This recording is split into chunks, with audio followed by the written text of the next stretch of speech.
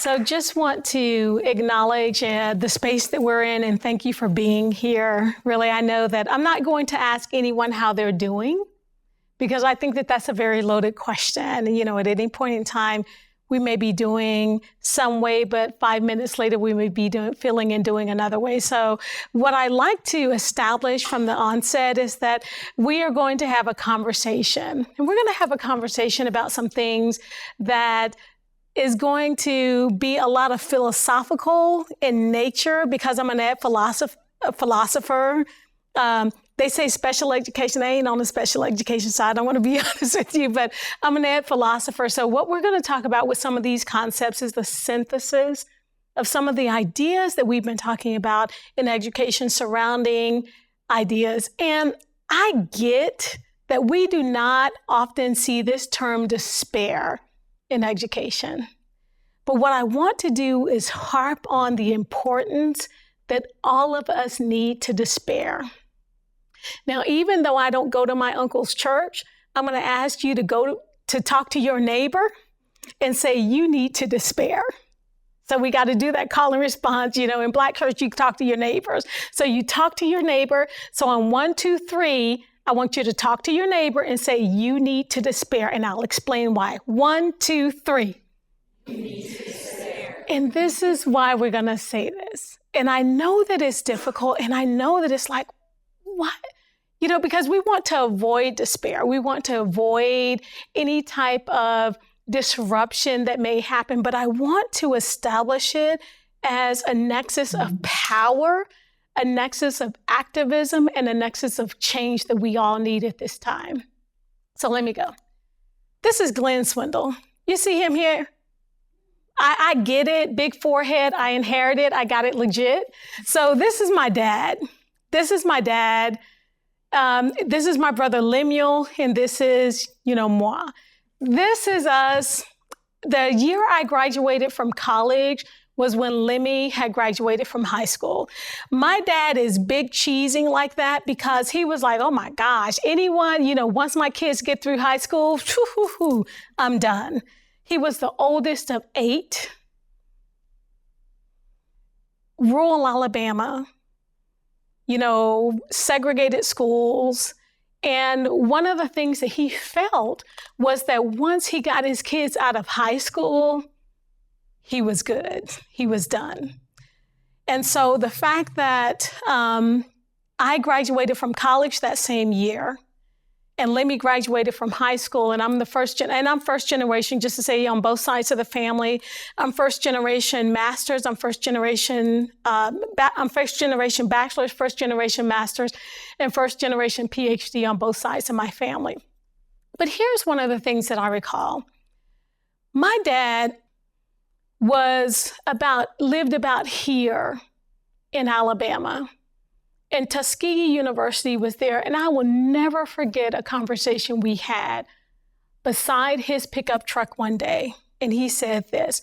He said, why didn't they let us know that there was a Black scientist down the road doing incredible things with peanuts and yams? And what he was doing was he was referring to George Washington Carver, who has spent many years as a professor at Tuskegee University. But because my dad was a product of impending segregation impending desegregation and segregation, they were forced to have white teachers in schools. And he said, why didn't they ever tell us that there was this Black scientist literally down the road? And I remember my dad expressed that with such despairment, such indignation. And he said, as soon as I got 18, my dad was born in 1947, and he said, and they desegregated the libraries, the first thing I did was went and got every book I could find on George Washington Carver. And I read it. High school graduate, didn't go beyond that. But here is what he did. He was disappointed that they didn't care enough about the Black kids to let them know that just down the road, there was an important scientist who was doing things that no one else in the country was doing. and in the Black Belt of Alabama, which is a whole nother lecture, right? But also, my dad was not surprised because he was like, these white folks, I'm just going to be real with you, and in his terms, and I don't mean this to be offensive, but I mean it to be real and real experience. He's like, these white folks didn't care about us. So what did my dad do? Let me tell y'all something. We had to sit and read 30 minutes of I don't know where he got the encyclopedic collection from, but one day we came home and there were like 10 encyclopedias on the history of Black Americans rolled out. And when we came from school, what we had to do was sit down and read those encyclopedias for 30 minutes because his idea was that I have to make sure that you were not part of what I missed. So I'm going to make sure that my kids are educated. Fast forward. This is my friend, Franny James. Franny and I worked at the University of Alabama together. Franny is phenomenal. Franny is, she and I worked together on doing a language ropes course for students, going to Nicaragua. I took 6 groups of students to Nicaragua for like a medical brigade type thing, and all this. And Franny and I worked together. She didn't travel with me, but she worked on the pedagogic part of it. And Franny was devastated by the results of the elections of 2016. In a nutshell, Franny's candidate did not win. And Franny was like, Jean, I need to talk about this. I need to understand this. I need to unpack this. And so we got together and she told me how she felt. She told me what was going through. She was completely just, her world was moved. And I said, Franny, I don't mean to be funny, but for Black folks, we're kind of disappointed, but not surprised. And I had to realize that I spent some time having to delve into that for her because Franny's hope was not in being disappointed by her compatriotas, by her citizens, by the people who share the nation with her, share their love for the nation with her. But I said, Franny, and I broke it down. I'm like, Franny, and I realized this. I realized that when my dad was disparaged, that disparagement was no longer a part of my narrative because I just expected it. I expected to be in despair, and I realized that that was just kind of a state, right? And so I began to think about who talks about this in what ways. And I am very, very particular about and very, very intentional about using certain terms. So there are going to be certain terms that I will use: despair, hope, happiness, humanity, suffering, and education. And what do they actually mean within the context of what we're doing, right? Now, we're going to have a conversation. And there are going to be 4 agreements that we have. Greg Singleton spoke about courageous conversations, and I want to make sure that we abide by some courageous conversation parameters, plus a few more that I add in there. Number 1, stay engaged. Just don't be sitting up here and like, oh, Lord Jesus, this on TikTok right now. Ha, ha, ha, ha, ha. Let me not laugh out loud because no. Stay engaged, because really kind of listening to each other validates us, and it validates the humanity in each of us. So we want to do that. And you want to experience discomfort.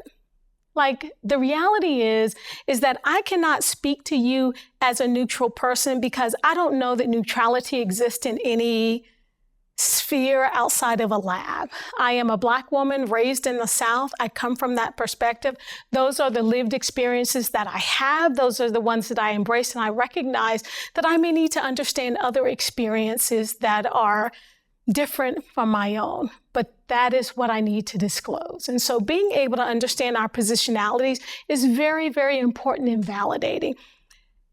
And that may make some people uncomfortable.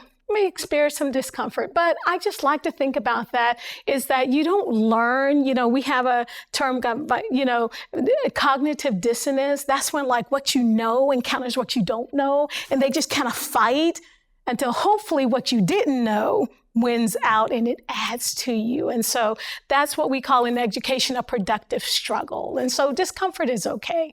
even though Tennessee legislators say that's not okay. But I'm just saying, I'm just putting it out there. Discomfort's okay, and neuroscience has proven it to be okay. So speak your truth. I speak my truth. What's your name, sweetie? Hallie. I can't speak Hallie's truth. Hallie got to speak for herself. Where are you from, Hallie? I'm from Tullahoma, Tennessee. So like rural middle Tennessee. No idea where that's from, Yeah, but you know what? She cannot speak her truth as someone from downtown Memphis. You know what I'm saying? She's going to speak her truth from where? Tullahoma. Exactly, Tullahoma, and that's okay. So be understanding about that and realize that it doesn't make anything good or bad. It just makes it different. And it doesn't have to be homogenous in that regard. So I'm in education, right? And educators always want to answer to stuff. And this is what I tell them. Guess what if you don't have an answer? Guess what if there isn't a right answer? That is the most uncomfortable place an educator can be. They're like, what's the answer? I'm like, there is no answer. No! And so they're like freaking out about that. But the reality is, so just kind of expect and accept that there may be non-disclosure. Even though we have the potential here to solve every problem in the universe, just with the people in this room, guess what, y'all? Not going to happen today. And so expect that and be okay with that. And a lot of times when we engage in conversations, we want that denouement to be just closure. And it may not be closure. It just may be more questioning. And that's okay too. Okay? And so this is Jean, that's me, Jean 2024, that's Jean 2024. So one of my rules is to challenge ideas, not people. You know what I'm saying? Challenge ideas, not people. And that's partly because I can't replicate her experience from my rural experience growing up Black in the South, right? I can't replicate her experience. So if there's something that really does not align with her experience, what I have to do is I challenge ideas and she challenges my ideas, but not people, because you can't really negate their experience. You shouldn't. You can, but you shouldn't. And so I'm like, be empathetic. We have to understand that the ways that we live and the ways that we exist occur in context. They occur in historical times. They occur in this. My grandmother, Madia, died at 99 years old. If I were to ask you right now, Haley, right? Hallie, I'm sorry. If I were to ask you how many social media apps you have on your phone, how many are there? Maybe like 7. Madia would be like, what the hell is she talking about? You know what I'm saying? It's like, that is not how my grandmother interacted with individuals, but it doesn't mean that the way my grandmother interacted and the way that Hallie interacts are wrong. It just means that they're different because the context is different, right? My grandmother was born in she gonna pop up from the grave and chime me on that, but she was born in 1928. She was born in 1928. I'm not gonna ask you unless you want to disclose when you were born. I was born in 2002. This is a baby, so she was born in 2002. For those of us who are my age, born, we were dancing to music in the 1990s. You can understand why I hugged her. So born in 2002. And so my grandmother, you can imagine, 1928, 1972, 2002, very, very different context. So when we talk to individuals and engage with them, and we have to understand their context, their situation, what their exposure has been, and what their lived experiences. And so I just asked that. So a couple of things that we're going to do today. We're going to grind, we're going to grapple, and we're going to gather. I know it's really cheesy, but I love alliterations because it makes me remember things the way I need to, okay? And so that's what we're going to do. So let's talk about a little bit of grounding. Now, I know that I have some colleagues from psychology here, and I'm not banging up on y'all, but I'm going to say, listen, because we have like this happiness market when it comes to psychological thought that we need to be happy, and we tie it to resilience, and we tie it to bouncing back and being okay. But I want to establish the following, and I'm synthesizing a bunch of literature here, and I'm happy to send you that literature later. Guess what, y'all? Despair should not be avoided. You're like, what? Despair should not be avoided. Now, the textbook definition of despair is the absolute void of hope. But what I want you to think about despair is an interruption of hope. An interruption of hope. Not the absolute devoidness of it, but an interruption of hope. So education, how many college students we have up in here? So guess what, y'all? So education, got a news flash for you, should heighten your despair and not diminish. You're like, what, Dr. Swindle? Oh, despair is going to make me a little sadder. No, not sadder, more aware. Not sadder, more aware. That's what I want you to think about. And so because we despair, it really should heighten our commitment to education, being educated and helping to educate, and despair and humanization. Something that it seems as if we need in this world actually go hand in hand. They aren't devoid of each other. So now, a word on education. I discriminate between education, schooling, and training. So those are very, very different experiences for me. It doesn't mean that they're incongruous. It doesn't mean that one's better than, I do believe it's like education is the mother lode, you know what I'm saying? That's like the goddess of everything. But there's training, and then there is, there's training, and then there is schooling. And schooling is what happens in the K through 12 settings that many of us, the brick and mortar things that we happen. Training is like being able to do what you need to do. You don't want to educate it. Like, you don't want me to come and give you CPR, even though I know to give CPR. Because if I'm not trained well and I come and give Haley some CPR and be like, well, let me philosophize about how her body is positioned, blah, blah, blah, blah. No, you need to unobstruct her airway, girl. That's part of training, those steps that happen. But education is something different. So education is the composite of being able to make sure that this human being here has all the KSAs that they need to be able to operate importantly, significantly, and contributively in a society, not in a subtractive way, but in a significant way. And so what does that mean? So that is the composite of that. With that understanding, so education is meant for us to probe, reflect, and to question. It's also should involve some type of thought. Now, if I were to ask someone right now, what's 3 times 3? Okay, how do you know that? Because she memorized that. That's not education. That's rote memorization right there. But many of us, and so I'm not saying that that's a bad thing, right? But I'm saying that education should promote thought and thinking. And if I were to ask her, how would you explain 3 times 3 to a 5-year-old? What would you say? 3 times. Yeah, she'd be like, I got to think about this a little bit, you know what I'm saying, and break this down. So that's kind of like the difference, right? And so it's the difference between engaging and thinking and really, and here's what people don't like to understand. Guess what, y'all? All y'all college students here, I just love y'all because y'all part of my people right now.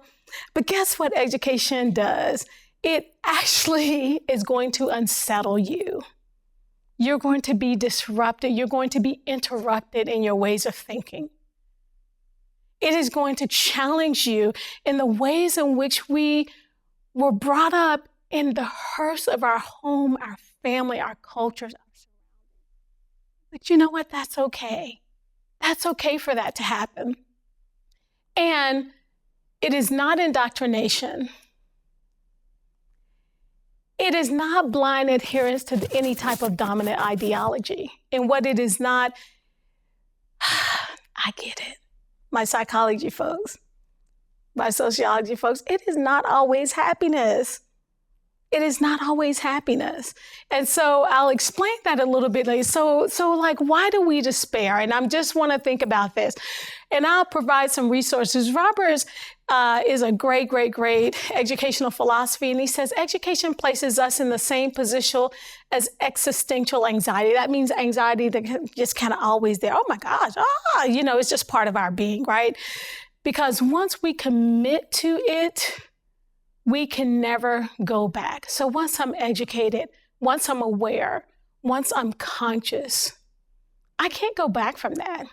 It's like, oops, let me try to, have some consciousness amnesia. That doesn't happen. I'm sorry. Brain doesn't quite work like that unless you have a TBI, and I don't pray that on anyone or hope that on anyone. But, that's the reality. So basically, we despair because we care, because we're aware, because we're conscious of what's going on, not just in our worlds, but in the worlds of other individuals as well. That is where you're like, oh my gosh. I be sitting down and thinking about some things. I'm like, gee, why are you so sad? It's because you're aware, yay, because you care, because you can see just outside of your immediateness and be able to understand others. Let me give you an illustration of this. This is my girlfriend, Tasha Smith-Titus. We both Roll Tide. I know we ain't doing good in football right now, but Roll Tide. I'm a double graduate from the University of Alabama. And Tasha and I completed our Ph.Ds together. And this is at her graduation party. This is her husband, Kurt, and this is her daughter, Danielle. Let me give you an illustration of despair in education. Tasha and I were in a course, case studies course, if I'm not mistaken. And Tasha came in, we roll up in the case study course. She was all good. But she came in that day and she was very, very sad. I said, Tasha, what's going on, girl? She said, girl, I'm going to talk to you the way we talk to each other. She said, girl, I got a meeting at Danielle's school. She said, I sent a message to volunteer at Danielle's school, and her teacher wrote on the back of my message that, oh yeah, by the way, Danielle needs a tier 3 reading intervention. I'm like, what? Because I already knew what a tier 3 intervention. I'm like, what are you talking about? For a 6-year-old, that makes no sense. And she said, and Kurt worked for Alabama Power at that time. She said, it was a Tuesday class. She said, we have the meeting on Thursday. Kurt can't get off to come with me. And Kurt can't get off to come with me because, he needs to give 4 or 5 days notice to get off. And so I said, girl, what time is it? She said, Thursday. I called one of my friends and had her take over my class. I said, I got you. My other friend, Sierra's like, what's going on? That's how Black girls roll up. White girls too, I'm pretty sure, but I'm just assuming. I can only talk from my experience. So they rolled up. Sierra's like, what's going on? She said, girl, this is what happened at Danielle's school and blah, blah, blah, blah, blah. She said, oh, girl, I got you. I'm going to. So we all met at Danielle's school in Helena, Alabama. We went into Danielle's school. The first thing I saw in there was a prize-winning Title I school. For those of us who study education, that means something. That means that they're getting government funds because most of their kids are considered to be below certain achievement and below certain socioeconomic levels. So I already walked in and we were able to decode that. And we went in with the principal, with Danielle's teacher, and with Danielle's reading coach. And basically what happened was this. When the reading coach was like, okay, this is what research says. I'm like, whose research? That a tier 3 intervention is necessary. She says, McGraw-Hill. I said, whose text are you using? She said, McGraw-Hill. Well, what do you think they researched? We just went in and in and in. I had printed out all of this research on schooling interventions, on reading interventions, and I knew that a tier 3 was not appropriate. And Danielle, when I looked at their analysis, I was like, oh my gosh, this is not correct. You did not do this. Where is her cold read at? You didn't do her cold read. And so as we were exposing this, the principal apologized, the reading teacher apologized. They asked my friend to be on their panel for I don't know what parents, blah, blah, blah, blah. But Danielle was saved from that type of intervention. Danielle later got an award 6 months later for her reading abilities, but that's a whole nother story. But here's the thing. Tasha, Sierra, and I walked out to the car and we were distraught. I almost cried. I almost cried thinking about it right now. We were so sad. We had a win for Danielle because Danielle had 3 PhDs in the making who were advocating for her. But I was like, we almost at the same time said, what about those kids who don't have anyone advocating for them? I mean, it was so incredible to me, that sensation, that we were just, that it was a win, right? But for us, it wasn't a win because that awareness brought a level of heaviness and despair on us. Not for any kids we know. I don't care, I care about those other kids, but I don't know those other kids like that, right? But there was a heaviness. And we were like, what about these other kids who don't have 3 PhDs in the making coming up in here with all this research saying this and that, you know what I'm saying? And they just accept it. And we know what the outcomes are later. Those kids did not have to have a first name, a last name. I did not need to know their address. I did not need to see them. I did not have to get a card from them or have them hug me. But just the awareness that that was happening caused us travail. Real talk. And we remember that so powerfully, even to this day. It just bothers me because I'm like, Danielle is cool. Danielle, she's going off to college next year, y'all. Danielle's good. She already has a full ride to some universities, but even today, we think about those other kids. And so that is how despair, when you are aware, works and operates in an important way. And with that, despair and that idea of humanization, I mentioned to you, I didn't need to know these kids' names. I didn't need to see them. I didn't need to have a cute picture of them. I didn't need to know their family dynamics. But I'm like, if this is happening to them, then we have a problem. This is not okay. And so humanization, this is the only $50 word I'm gonna throw at y'all right now, right? But the ontological vocation, which is, this is how humans ought to be, the nature of humanity, that I care about you, that you care about me, that you know what, I care about someone who voted opposite of everything I did because I care. But also understanding the historical, what are the social settings? What are the political settings? What are the economic settings that really just shape people into the people who they are? And understanding that. And Frere, paraphrasing it, he said, instead of Descartes just trying to give us this dualism when it comes to body and mind, right? It's not, I think, therefore I am. Frere said, no, we think and feel and act, therefore we are. And I think about my father being dehumanized in his educational system, but humanizing us by making us read all 30 minutes of Black history every day when we got home from school, right? And I think about my friend Franny, who was just so struck by the elections of the year. But what Franny did was Franny became one of the coolest political activists in Birmingham, Alabama. I mean, she was in there just rolling. That just ignited her to do something and to do something differently. I was like, oh my gosh, I don't know this Franny. I'm like, okay, girl, I hear you. I'm seeing her on the news. I'm seeing her doing this. I'm seeing her activate that way because she took her despair and she converted it into an action on a smaller scale. My father took his despair and he's like, you know what? They may not have humanized me by letting me know that there was a powerful Black scientist 30 miles from my house, but I'm going to make sure that my kids are humanized. They're going to know who we are. They're going to know what we contribute, and they're going to know why that's important.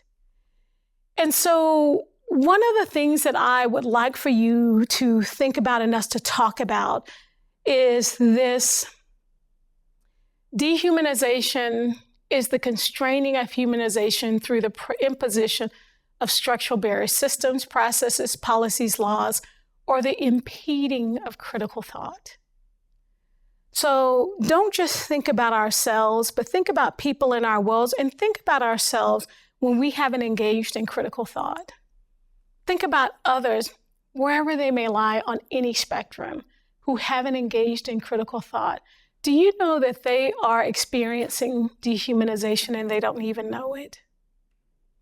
And so that is something that really, really is powerful. And I will invite you to my course, Confessional 1101, section 001, and I'm telling on myself. The fact that this meme made me laugh with this person is problematic in many, many ways. In many, many ways, I confess. But I realized that I just kind of chuckled. You know, I read the meme. I was like, I don't understand your specific kind of stupid, but I do admire your commitment to it. And then I began to attribute that to people. And I had to be aware of myself and critique myself. And I said, Jean, my mocking people as stupid is dehumanizing. I mean, I'm like, damn it, Freya. You know, like I had to go back and then go back to the ways in which and the things that I fundamentally believe in. And I'm like, Jean, if you're mocking people because they may not have a certain awareness, that is dehumanizing. Shame on you. And this is my confessional, you know, so I'm just putting it out there. And that to me was very, very powerful, and it continues to be powerful. But also, I have to remember, I said, Jean, you need to critique people, ideas, and not people, because at the end of the day, ideas become laws, policies, and practices after those people are long gone. So my attacking people don't work. And I remember my dad. I never knew the name of that teacher. What he did was said, listen, the fact that there was an idea that they didn't need to let these Black students know in these segregated schools that there was an important scientist down the road, I'm going to attack that. My kids are going to know. My kids are going to know the contribution our people have made, and this is how I'm going to enact that. 30 minutes of reading. I was the only one who completed that. My other siblings did nothing. I'm just saying. Not telling on them. But, and I think about Franny, right? And Franny's like, you know, this politician said this politician said this, but let's look at this from a structural, and let's look at this from a programmatic standpoint. And what I've seen her do is just move people on movements and ideas, not attacking people, but attacking those ideas and breaking it down for them. And I think that is powerful.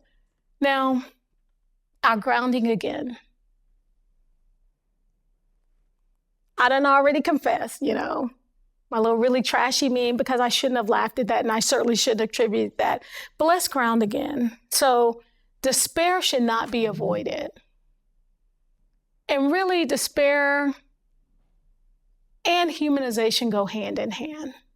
We really can't say we are who we are if we disparage others without humanizing them, even though they don't know that they need to be humanized. Because those who dehumanize them, others are dehumanizing themselves, and there's not an awareness of that, right? And so, you know, that the despair should heighten our commitment to education, because education heightens, not diminishes despair.